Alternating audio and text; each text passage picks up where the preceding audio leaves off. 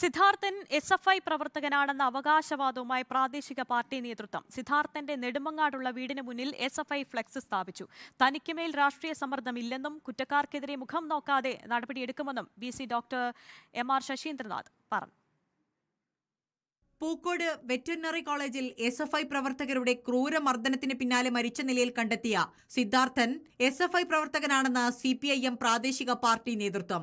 നെടുമങ്ങാട്ടുള്ള സിദ്ധാർത്ഥന്റെ വീടിന് മുന്നിലാണ് ഫ്ലെക്സ് സ്ഥാപിച്ചത്. കൊലപാതകത്തിൽ ഉൾപ്പെട്ടിട്ടുള്ള മുഴുവൻ ക്രിമിനലുകളെയും അറസ്റ്റ് ചെയ്യണമെന്നാണ് ഫ്ലെക്സിൽ പറയുന്നത്. ഇതിനെതിരെ നാട്ടുകാരിൽ നിന്ന് വലിയ വിമർശനമാണ് ഉയരുന്നത്.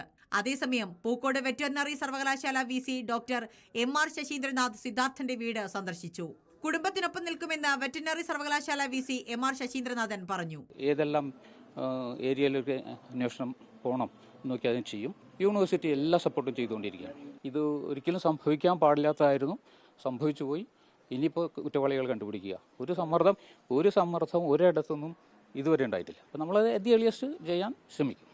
അതേസമയം കോളേജ് അധികൃതർക്കും സിദ്ധാർത്ഥന്റെ മരണത്തിൽ പങ്കുണ്ടെന്ന് കുടുംബം ആവർത്തിച്ചു പറയുന്നു. മകന് നീതി കിട്ടുന്നതിന് വേണ്ടി ഏതറ്റം വരെ പോകാനും തയ്യാറാണെന്ന് കുടുംബം പറയുന്നു. റിപ്പോർട്ടർ, തിരുവനന്തപുരം.